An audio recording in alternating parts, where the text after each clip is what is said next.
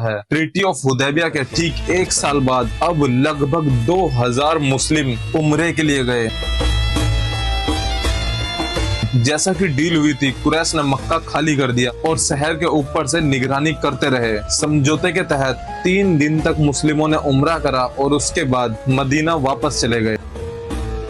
पैगंबर मोहम्मद को ये चीज समझ आ चुकी थी कि अब इस्लाम को अरब से बाहर निकालने का वक्त आ चुका है। उन्होंने दुनिया के सबसे बड़े बड़े लीडरों को अपना मैसेज भेजा, जिसमें उन्होंने उन बड़े लीडरों को इस्लाम कबूल करने का इनविटेशन दिया। जिसमें से एक पैगंबर मोहम्मद का मैसेंजर रोमन एम्पायर के पास खत लेकर गया और दूसरा मैसेंजर पर्शिया के खुसरो के पास गया और तीसरा मैसेंजर अब्बासीनिया एम्पायर में गया। रोमन एम्पायर के बादशाह हरकुलस ने एक सपना देखा कि उसका एम्पायर खत्म हो चुका है और कुछ नई कौम ने आकर उसका एम्पायर जीत लिया है। और हरकुलस का एक सिपाही आकर हरकुलस को बताता है कि एक शख्स मदीना से खत लेकर आया है, जो बताता है कि अल्लाह के नबी इस दुनिया में आ चुके हैं। हरकुलस को बहुत कंफ्यूजन हुई और उसने उन मैसेंजर को ढूंढने के लिए भेजा, लेकिन रोमन एम्पायर के सिपाही को वो मैसेंजर नहीं मिले और उनके बदले इस्लाम का दुश्मन अबू सुफियान मिला, जो कि उस टाइम पर सीरिया के अंदर बिजनेस कर रहा था। हरकुलस ने अबू सुफियान को बुलाया ताकि पैगंबर मोहम्मद के बारे में जान सके।